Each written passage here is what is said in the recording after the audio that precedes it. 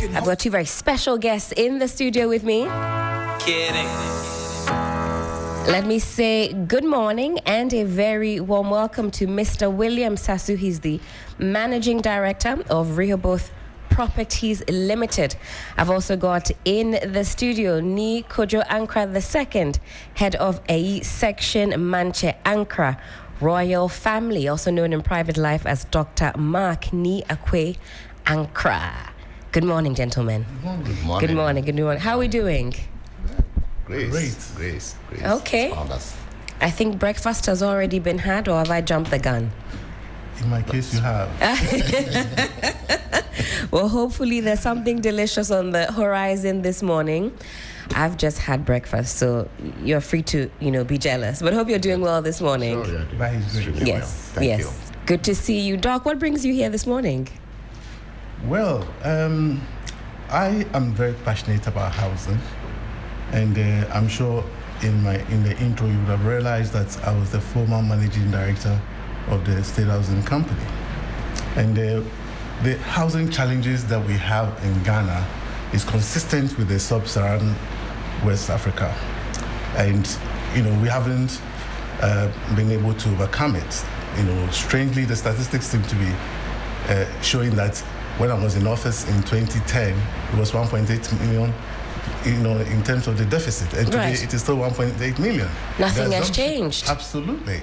And this morning, I'm hoping that I'll add my voice to the discourse and to share light on what we can do as a nation to effectively tackle the menace of bad, poor, and inadequate housing. It's a big problem. I mean, for persons who don't have a place to lay their head, it's quite the headache. Also interesting to find out that we are not an anomaly, and in this part of at least Africa, it's a very big problem across the board. Across the world, indeed, of course. Yeah, and I must add that the interesting thing is that it shouldn't be the case, and so that is what is baffling. And I want to unveil some few issues that as a nation we should rally around and interrogate it. I don't know whether you are conversant with the concept of social housing.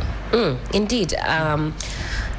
For example, in places like the UK, Correct. You'll have that sort of net, at least to catch The you. safety net, that safety net is there. Homelessness is still a very big problem, but Absolutely. for a vast majority of people, there is something to fall back on. At least you've got vulnerable persons, young mothers, but that's not the case for us here. Yes, and I'm so blessed that you are someone who the kind of conversations we are coming to have appreciates it, to make the conversation very educational. Let me tell you, social housing opportunities in Africa, it's all over the place. In my first publication, I wrote the book, Social Housing and Anti-Poverty Strategies. And for me, it begars belief that having such a rich social housing history in Ghana, we've just gone to sleep. We've done virtually nothing. Academia, industry, and government, unfortunately. If we're trying to address the housing challenges we have in our country, then social housing, the emphasis must be on it. Because housing in itself suggests it's a continuum. Housing is a continuous process, and it's a service. And it suggests that you have to have deliberate policy interventions that addresses the needs of the composite or the cross-section of society, which is made up of low incomes, middle income, and high income groups. If you take a section of society, you're not going to have a homogeneous income group, or for that matter, a need. That's right. We have different needs. And so when you look at the policy level, these are lacking. And so people look at only what they know and what they can see without, as you mentioned in the UK, it's all over the world. No economy has advanced or made any significant strides in socioeconomic development without housing intervention. And in my book, as I said, I postulated that housing is a catalyst for socioeconomic development, and more so in Africa than anywhere else. And if you look at what goes into the housing good and the service, we have over 70% of the inputs locally and on home turf. So to say that we can't house our doctors, our teachers, our servicemen all these very important actors in our society, if we can't house them, then that's a problem.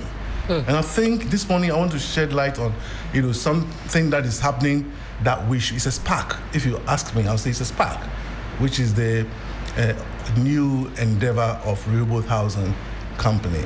They have set up a focused entity to address social housing. I think it's phenomenal.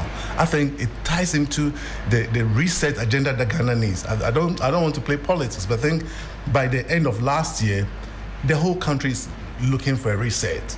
And that is the whole country, and I mean it that way. And then to say that there's a vision to operate 24 hours, which will address jobs needs. We shouldn't forget that we need a catalyst. And I believe that all over the world, housing has played a key role. Very interesting. And I think you've given us some food for thought this morning, especially when we link the need for housing, suitable housing, and socioeconomic woes. I don't know if we've all really made that connection between those two elements. Something to think about. But Mr. Sasu, let me ask you about Rehoboth in respect of affordable housing. What do you have in store for the people of Ghana? Thank you very much. Until recently, Rehoboth was addressing the mid-segment of the housing market, but noticing the yawning gap in the social housing segment, we decided that we form a new company. So we have a sister company called Rehoboth Social Housing Limited that has been established primarily to address that segment of the market. And believe you me, there's a huge success in that area already. We are currently doing a package, home ownership package. Home ownership package is especially targeting the lower segment of the market. And what we are currently doing is to put up bungalow type of houses. And these are quite affordable. And we decided to have about 100 acres of land just to use it specifically to put up social houses. Now, when we started off, we did the phase one. And the phase one, within a short period, is off. It has been sold off. They've been snatched up. Exactly. Currently, we are doing the phase two, and the phase two is built at the moment. Right. And we are now inviting the public to come in soon. We are going to launch the Rehoboth Social Housing Phase 2, and we will be inviting people. Trick is that knowing that it is difficult for anybody to pay for a house upfront. It's never done anywhere in the world. That's right. So we are coming up with a package, a 5-year package that will allow you to come into the house. It's finished. It's completed. So you come in and then you pay installment payment over a 5-year period. And this is going to help a lot of people to be able to afford the kind of houses that we are building. The target market, teachers, nurses, doctors, average Ghanaian, and also people in the diaspora. We are speaking also to people in the diaspora who have sustained income. Okay. We think that they should be in the position to buy these houses and pay over time. So yes, a lot is being done. The gap is there. That is the best that we can also do. Don't forget that the government must create the enabling environment. It's not the business of government to go into business. Government must create the environment for private sector operators to thrive, to lead the way, and to help. So I think that indigenous private sector operators such as Rehoboth must be encouraged to be able to support and then augment what we are currently doing. That's exciting. So phase 1 complete. That's all been snatched up, as it were. That's correct. And we've got phase 2 happening. Doc, when we talk about affordable housing, I want you to expand on that for us. I feel as though we use that word quite a lot, but how affordable is affordable? Okay, thank you so much. But with your permission, I would like to add a little to what Mr. Sasu just said. Certainly. Yeah, then I'll come back to the affordable. I think, it's very elaborate. All I have to say is that those listening to us, just in case somebody's saying that, oh, why is he talking like that? It's not everybody who can afford it. Mind you, Rehoboth Social Housing is still a commercial entity. and is trying to fill in a gap. And it has to be demand-driven. And the key word you use there is that it's affordable, evidenced by the uptake. The first one was snapped up, and the second one, for Rehoboth to meet its commercial objectives, it has to package it for a particular need.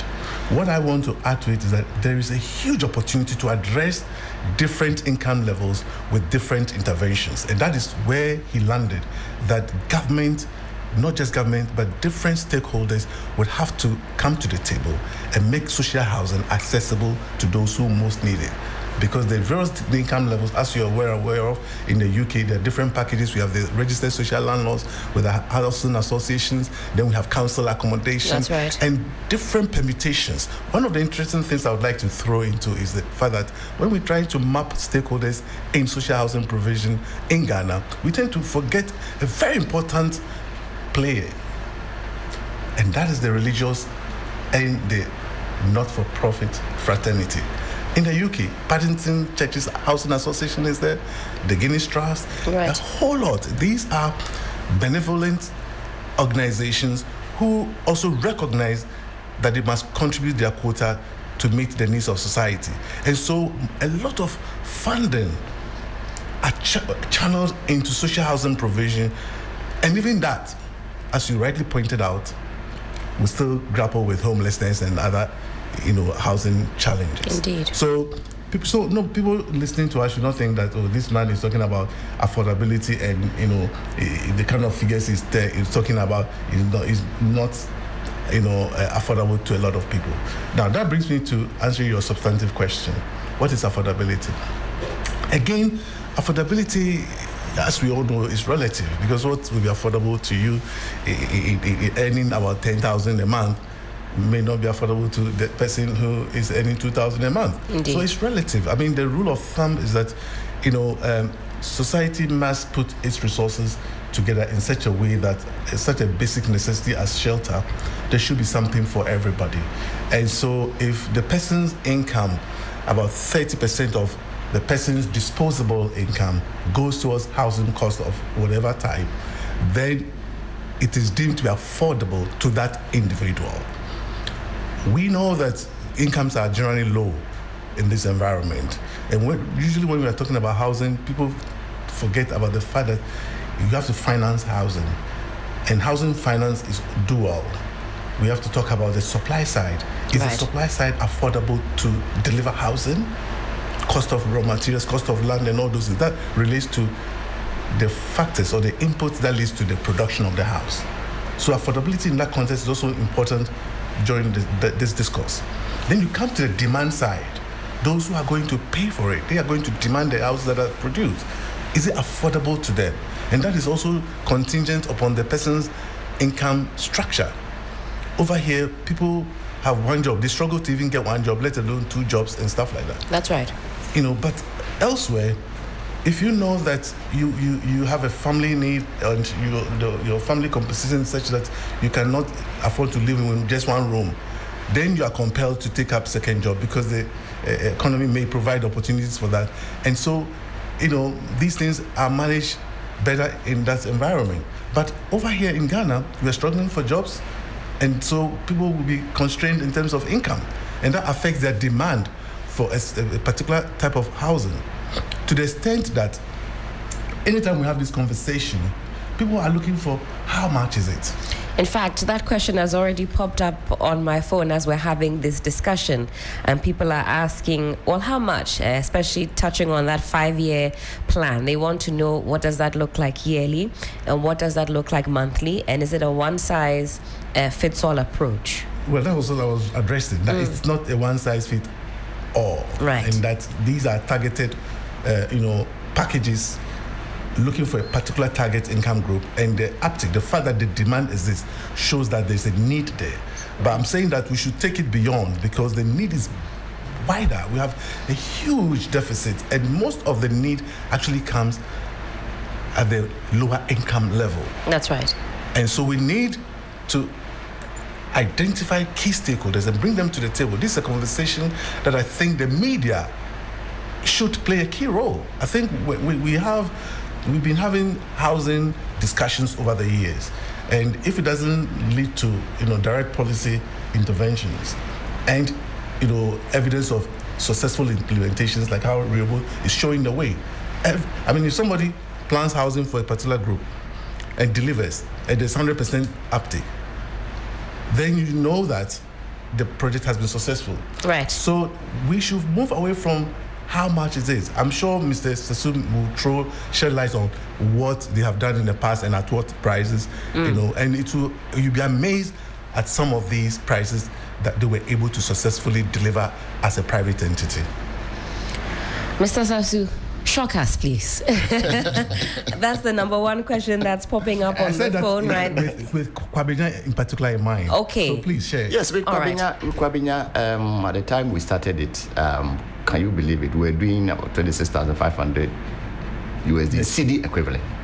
I see. Oh, yes. And it was, these are houses that were built, the structures that were put up. And within a short time, they were all gone.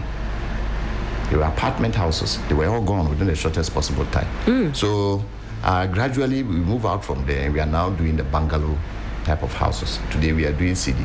And it's a monthly payment that you are going to make over a period of 5 years. And if you are talking about 55,000 US dollar equivalent, which is about 675,000 Ghana cedis, that is also quite good. Remember, you pay initial deposit and the rest we spread over a 5-year period. And these houses are built, so you move in. You are not going to wait till completion before you move in. These are fully built. You move in. You move in, and the installment payment is done over a 5-year period. So it's good. It's phenomenal. It's good. Yeah. It's good. I'm shocked because we're in an area where if you drive around, you look at the billboards and you look at the sort of prices of homes. I sit there and I think, when shall I? I mean, when will I? At what point will I also enter the housing market? Yes.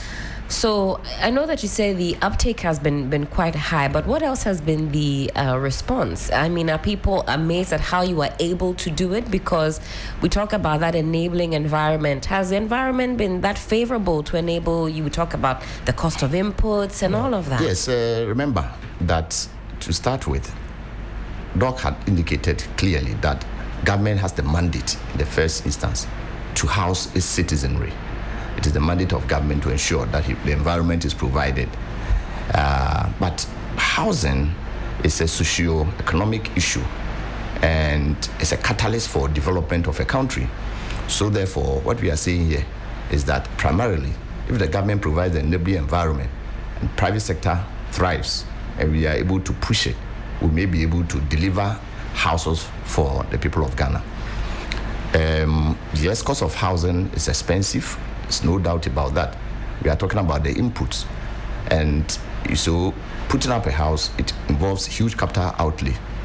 So for somebody to cough out that kind of money, it means that he has to look for financing. And looking for financing means that you have to consult financial institutions, or you must have on your own equity, bigger equity that can allow you to go do that kind of big transactions or put them on the table.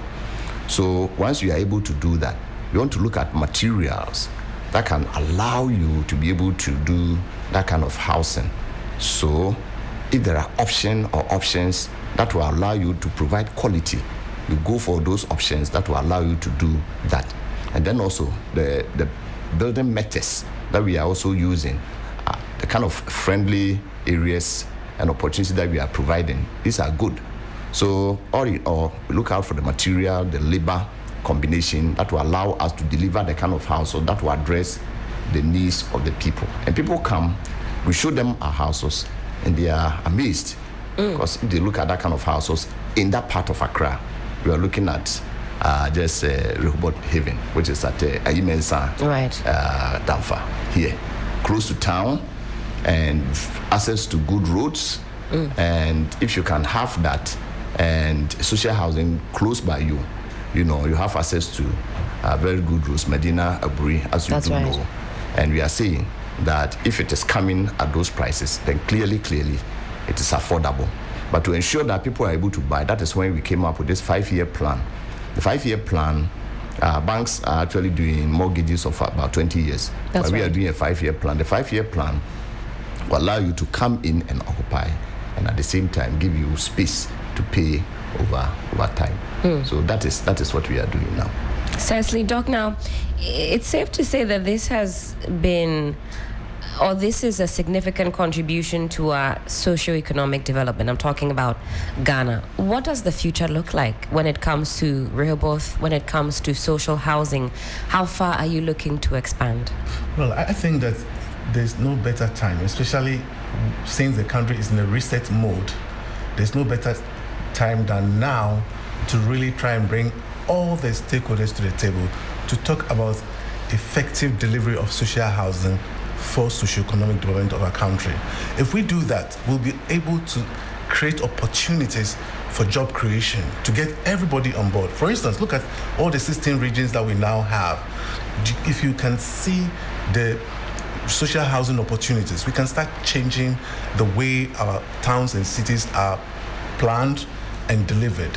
We can see opportunities for economic activities in those regions, unique and consistent with that environment, and how it can be harnessed to ensure that we start living in a better way. Absolutely. And also move forward. When it comes to Rehoboth and the future, I think that, the example he gave, it is there for everybody to see. They've been able to deliver an apartment at $26,000 not long ago, just some few years back. Unheard of. Yes. So you can imagine if government, the only reason they have to look for something else, I keep mentioning, if you expect the private sector to solve the national program, you'll be waiting for a very long time. But it is the primary duty for government to harness its resources to meet the needs of its citizenry. And housing is one of the basic necessities of life. I believe that if government can see this opportunity and partner not just Rehoboth, but other stakeholders, we can address the needs of those who really need it, because the bulk of the need is actually those on medium to low income categories. That's right. And that is where the bulk is. I mean, almost all of them are excluded from some of these packages, and that's the reality of it. And so if we are serious, then we should focus. I'll quickly share with you something that I was involved in last year. Certainly, and we'll wrap up on that point. Flood reduction in Accra. Right. Every year we have flood reduction. Last year I was invited as a speaker, at the conference center to deliver my thoughts on that. And for the first time, I linked social housing intervention to flood. And the people who came were surprised. And I'm saying that we've been doing the same thing all the time. In sociology and social science, we say if you keep on doing the same thing and you want a different answer or outcome, it means you are mad. So for the first time, I said, look at those the majority of the problems are created by, people who are living in our waterways. So water, surface water runoff during rainy season and those, we will have flooding every day until we change what we're doing. And I said, we have actually looked at the social housing needs or the housing needs of the people who are displaced, and they're part of our, ecosystem, our urban ecosystem. They're part of it. It's a big conversation. Absolutely. And so we need to talk about social housing. Certainly. I'm hoping that the media, including 3FM, will come on board to see how we can make a social housing conference in this country possible. Absolutely. So that we can learn from the past. Under President Nkrumah in the 60s, he was on a serious social housing drive in this country. We would have been transformed. Fast forward today, and it's a completely different absolutely story. How far we have departed. Malaysia, over there. What they do, we can do better. We have better opportunities. But nobody's having the conversation. And so we need education, first starting awareness, like we have done today. Certainly.